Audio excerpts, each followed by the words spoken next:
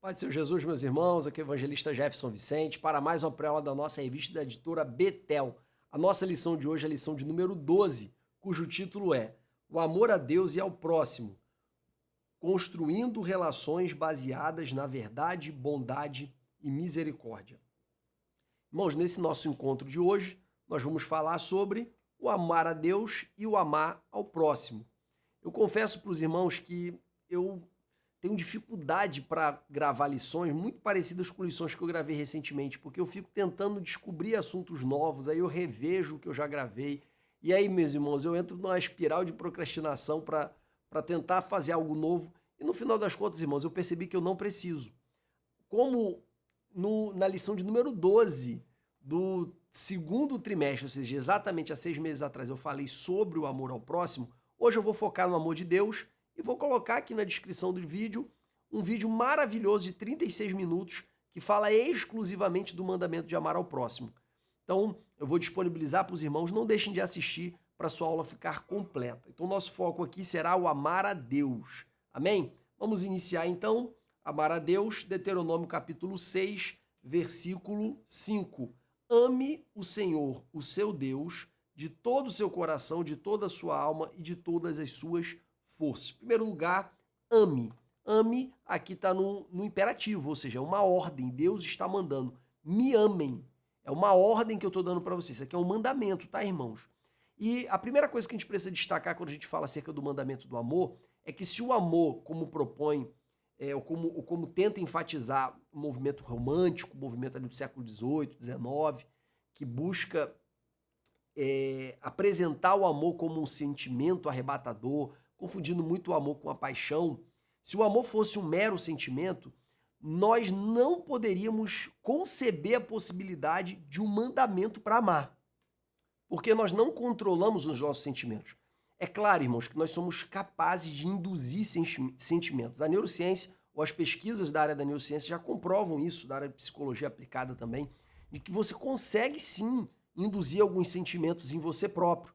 Por exemplo, a pessoa é um artista, ele está precisando chorar numa cena, ele começa a pensar numa cena muito triste, numa situação muito triste da vida dele e tudo mais, ele consegue induzir alguns sentimentos. Não é que ele só vai fingir o choro, ele vai realmente ficar triste. O bom artista, ele consegue emular, ele consegue despertar em si mesmo esses sentimentos necessários ali para a cena.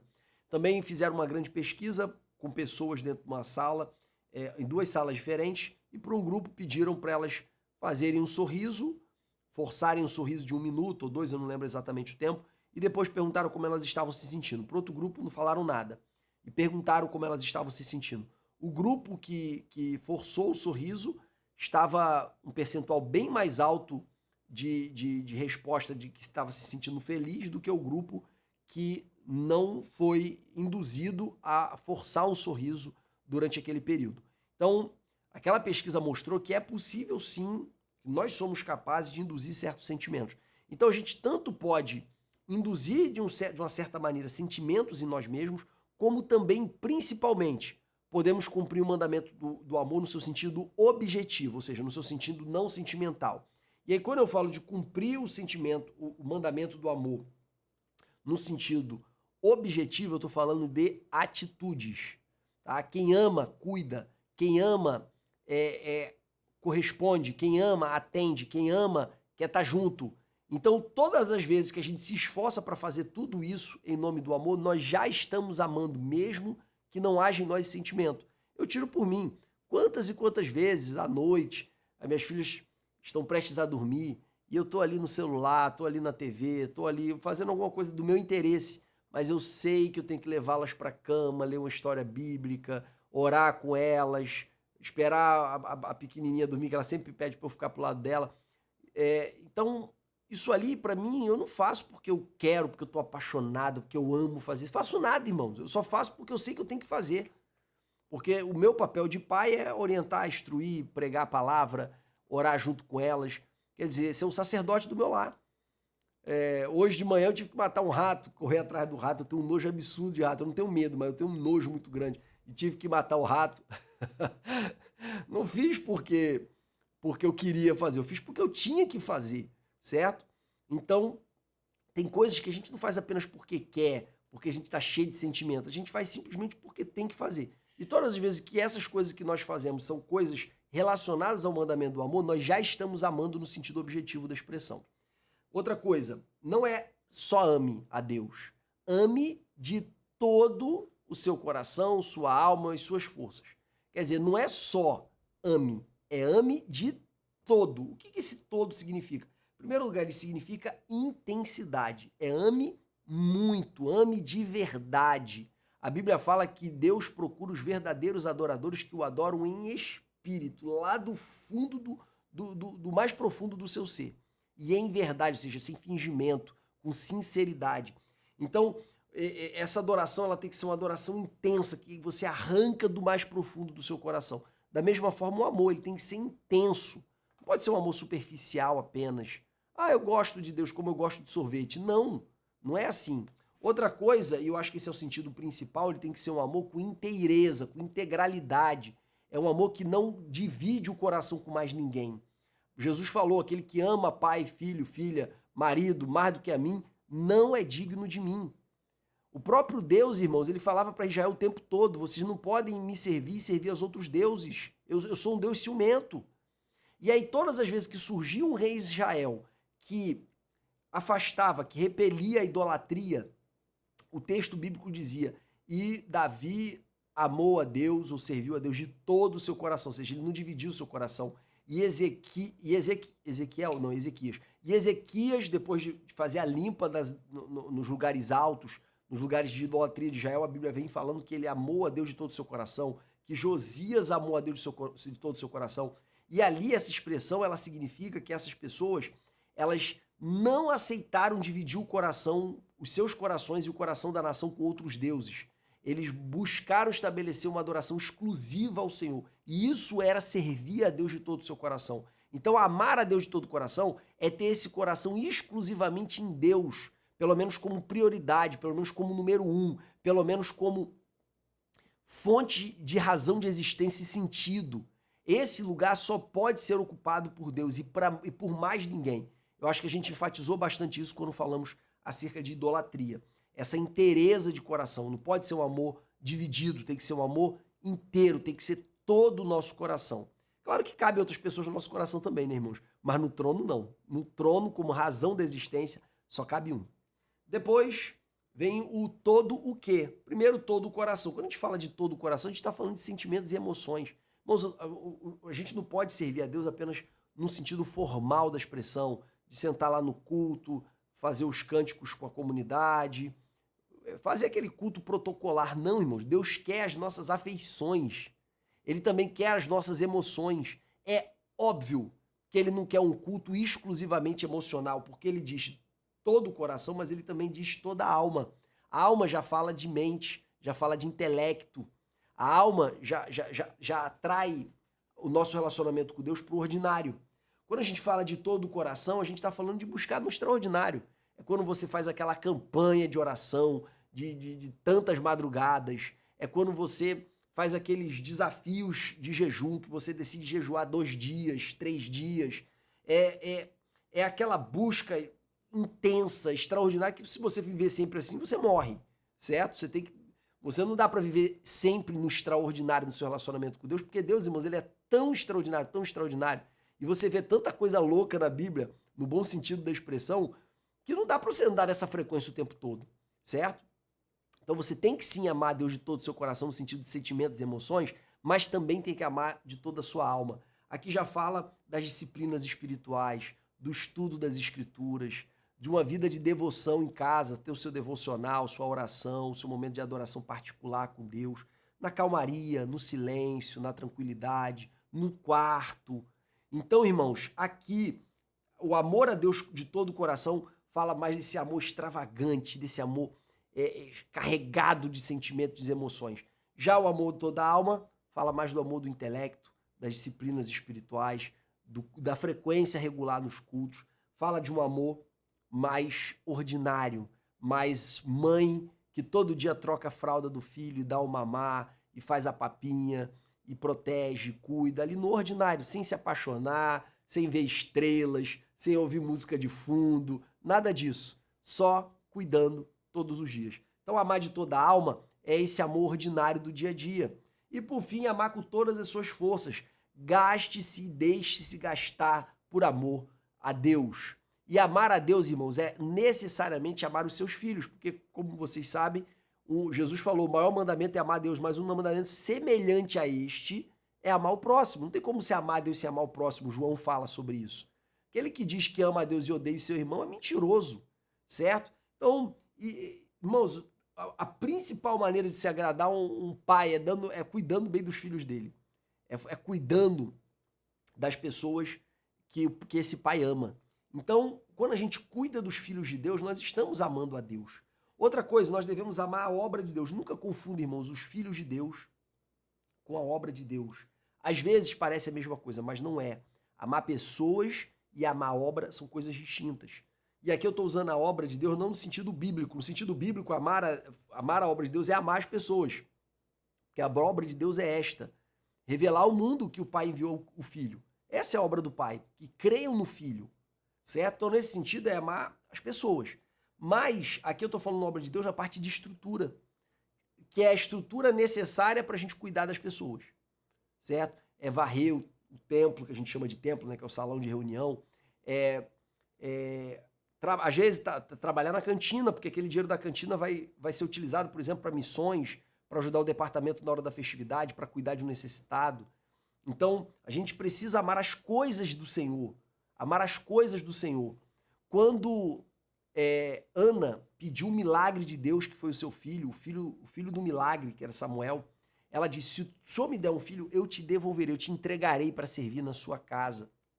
Então a Ana sabia que uma das formas de retribuir a dádiva que ela recebeu na forma de gratidão a Deus era entregando alguém para servir na obra do Senhor. E terceiro, amar as causas de Deus. E as causas de Deus são essas: salvar as pessoas e impactar o mundo com o reino. É trazer o reino para a terra. É claro, irmãos, que eu estou falando aqui alguns exemplos de você amar a Deus. Tá? Estou falando alguns exemplos de você amar a Deus. É claro que você, durante a aula, você pode trazer outras formas, tá bom?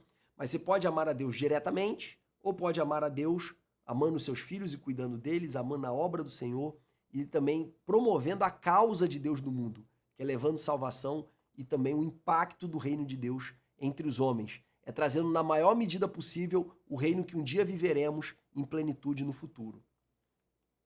E aí, irmãos, eu quero falar sobre uma guerra pelo amor. Uma guerra contra os nossos sentimentos naturais, as nossas vontades naturais.